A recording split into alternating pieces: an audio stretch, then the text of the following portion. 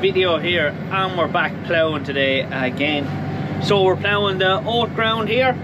So we're sowing husky oats. It's going in at 10 stone to the acre, or 155 kilos to the hectare. Conditions are good, didn't get too much rain. An interesting one is, there was disc, let's say, where it's nice and green. Here wasn't disc, but it also got slurry.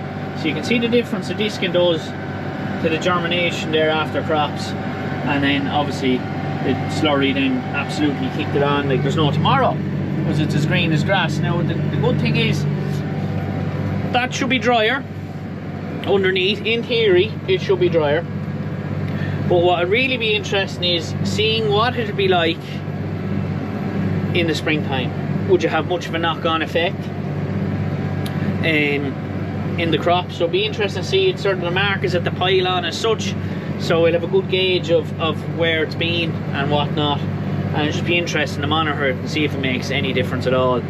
I suspect it will make a difference, but time will tell. Dad's sowing away now, so the orbital unit in the 165 that controls the auto steer is not working, so he's back on manual mode using the scribe. So yeah, not ideal, but sure, what can you do? What you used to do years ago before GPS, so you just won't be as accurate, but sure, it won't make much of a difference. We're still getting it sown. So this is the last bit of sowing today, so, or this year for 2025, till the springtime. So we have the cover crop here, which would be peas and beans next year. Then this section of it's oats, and then that'll be followed by wheat. That's sort of the rotation here. So we'll do that. The controls are all messed up because I took the plough off and I was doing other bits and bobs. You would have seen we got our silage done. What else did we get done? We loaded up the bracket trailer for the first time, put a TikTok up about that. Jesus, lads weren't happy about that at all. A lot of begrudgers there on TikTok, I find. Jealousy is an awful thing with a lot of lads I don't know online there, and TikTok is a handy place to hide behind the keyboard. Yeah, anyway, take it all with a pinch of salt. Doesn't bother me a whole pile. I thrive on it if anything. But yeah, then of course we're going to have the tractor run this Sunday, the 26th of October. So you'll have watched this video after that. Yeah, it'll be after that. You'll be watching this video. So yeah, plowing away. Happy out. I have the drone here. I think it's charged. Should be charged. So we'll get a few nice shots. Probably won't be a long video, this one. Maybe it might be. I don't know. We'll see. So take it as it comes there. So we got to make it all the way over to that far corner today, and then it goes down there into a triangle. So hopefully we get about 40 acres done today. That's the plan. Whether that happens or not, anyone's guess. So yeah, anyway, look, we'll probably catch up with you when I'll probably get the drone up now next, maybe, and get a few nice shots. I'm trying to get ahead of the sower, so a bit of pressure on here now, because he is catching me like there's no tomorrow.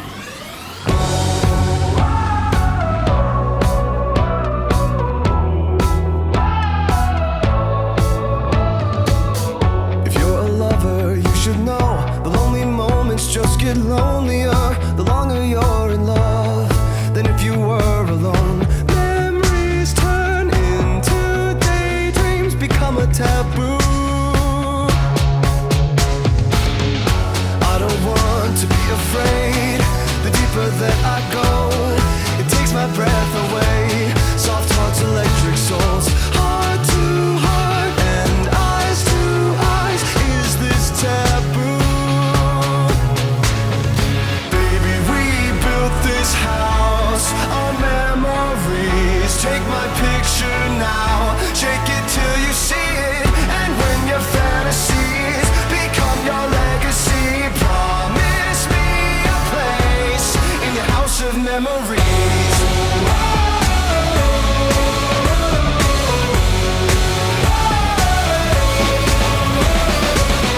I think of you from time to time, more than I thought I would.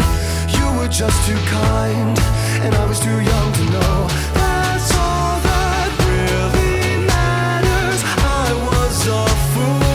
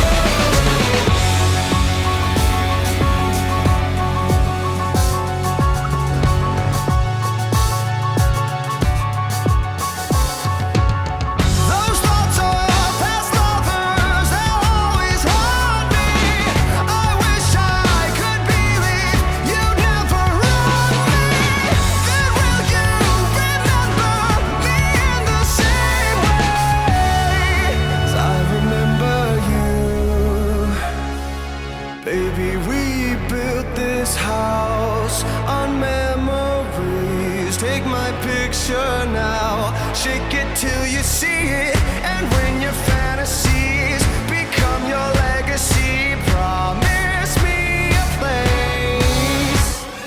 Baby, we built this house on memories. Take my picture now. Shake it till you see it, and when your fantasies become your legacy, promise me a place in your house of memories.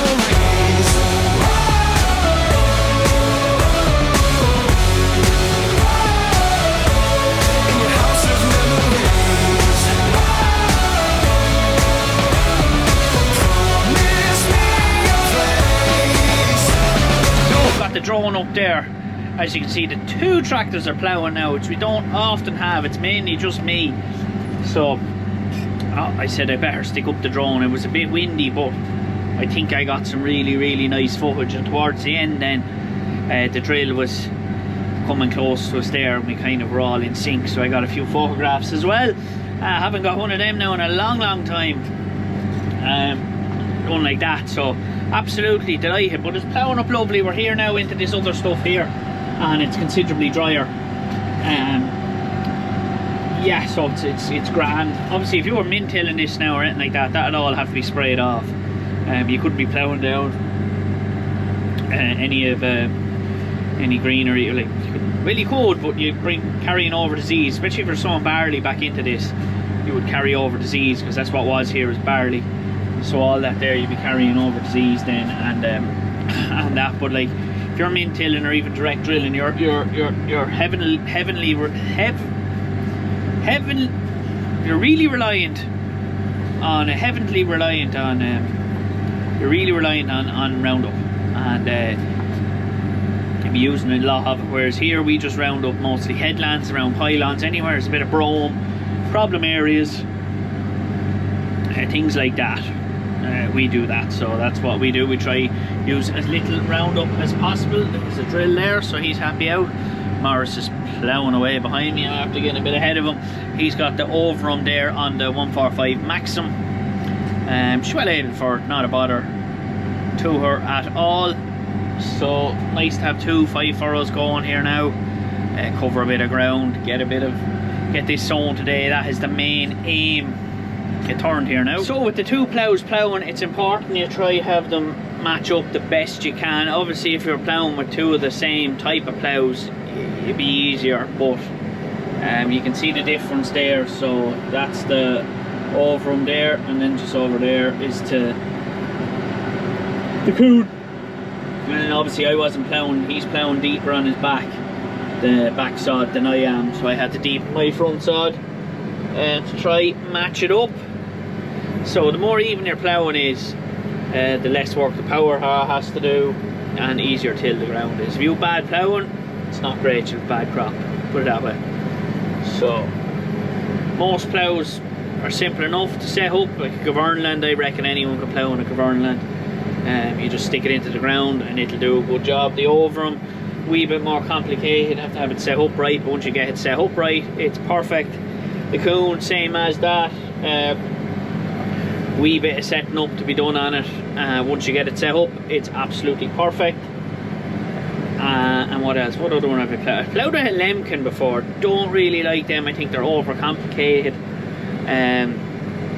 Just don't like them. It's plain and simple. So I suppose we've had this plough now for a year, well over a year. We've had it for a full season and half a season as such.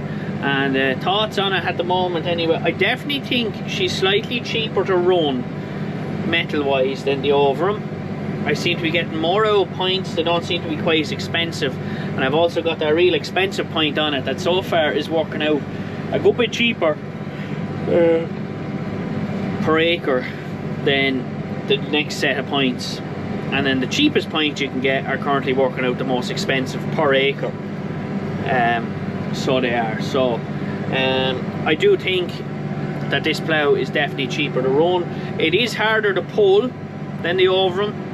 It's heavier than the overrun, and that it buries trash better than the overrun, I suppose.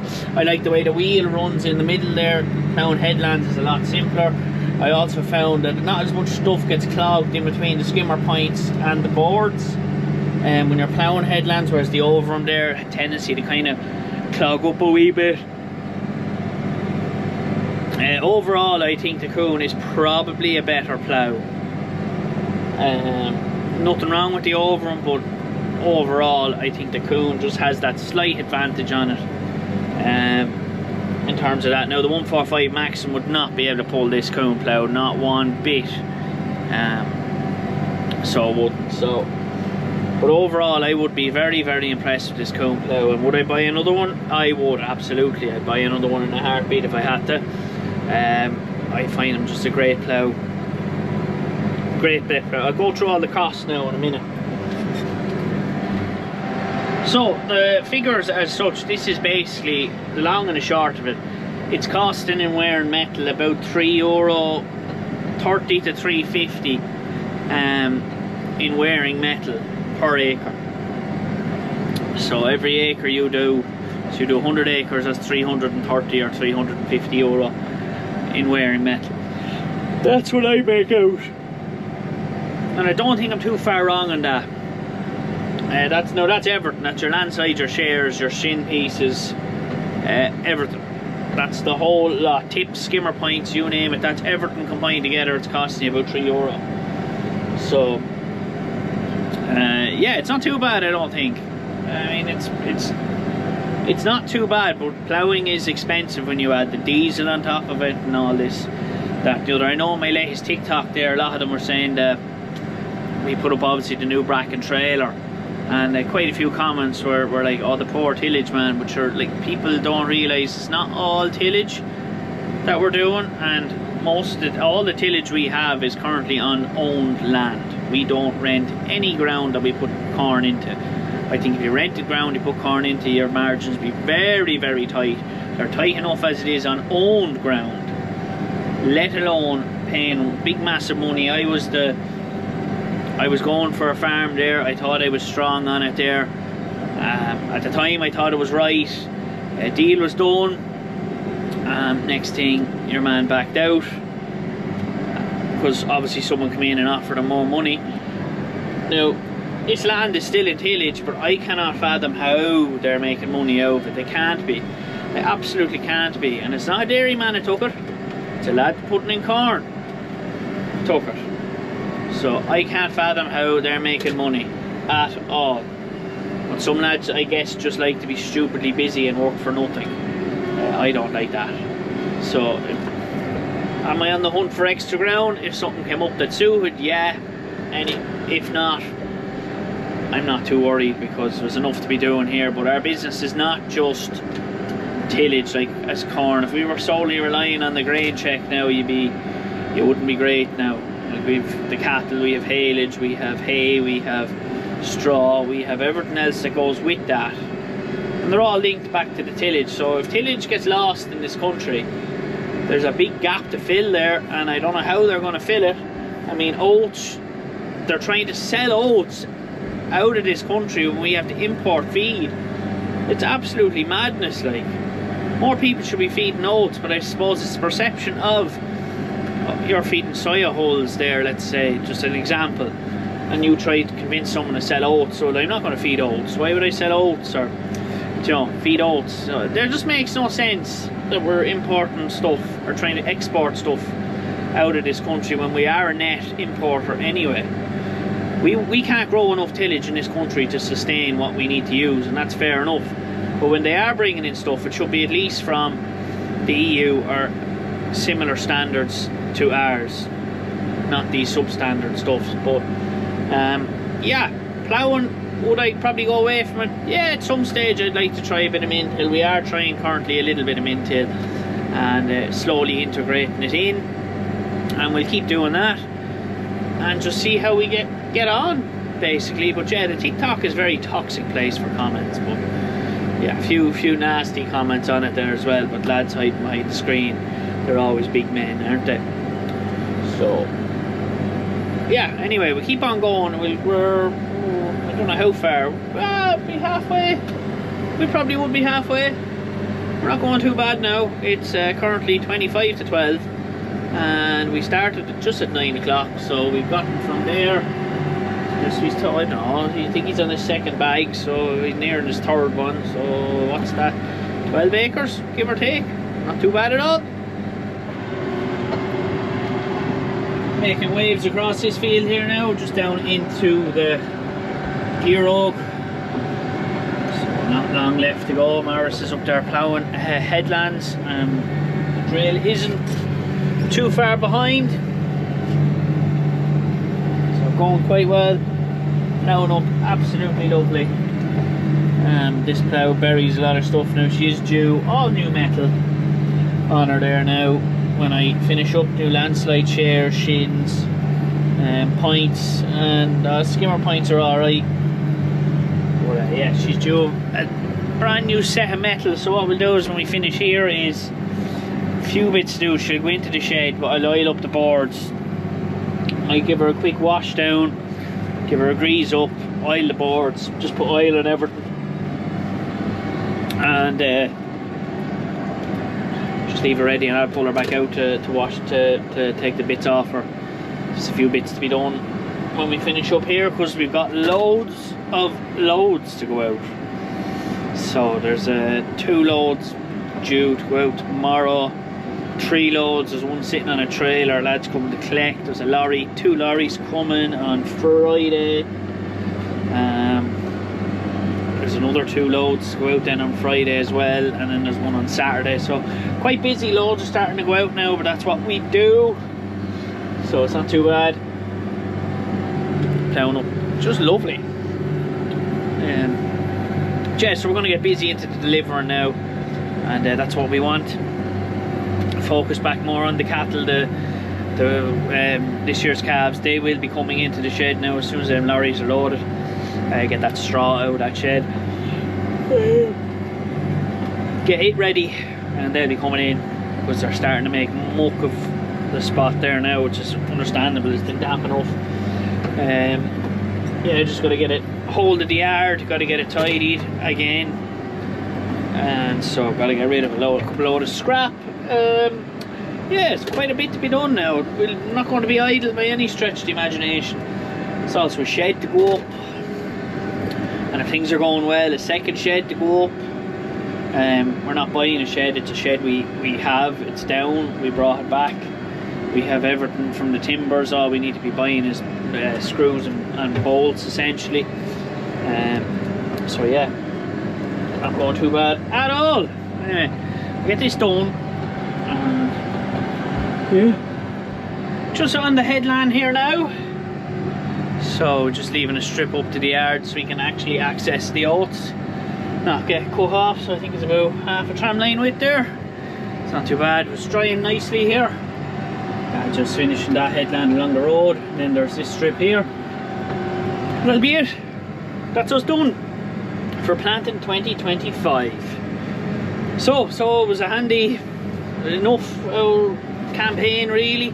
Started off slow, got going, started sowing on the 28th of September. It's now the 21st of October, so long old campaign. It was a couple of days now. We did do a bit of silage and stuff like that, so that we did sort of finish the wheat last week. Finished it last Wednesday technically, but yeah, great to have it done. Plows come off now, tractors can get washed, greased, sorted up, basically put away for the winter. This one will anyway. She went, well no, she'll be doing the spraying this one. We have to go do some post-emergent spraying, so it'll get a weed spray, an aphicide, and it'll get mancozin, and then we're throwing a bit of seaweed on top of it as well, and that'll be that. That's what we'll do. So yeah, not doing too bad. Lovely evening there now, escaped the rain, happy days. So barley's coming up as well, we'll have a look at that on our way out. But yeah, it's all going pretty good. Get this rolled now and we'll be absolutely elected. So you would have seen in last week's video a bit of rolling, a bit of silage, some late silage, and that was sort of it I think in the video. I can't remember if there was anything else. Oh, the bracket trailer was loaded, yeah, that was it, that was another one. So yeah, anyway, when we get up the laneway here I'll take a shot there and we can see the barley.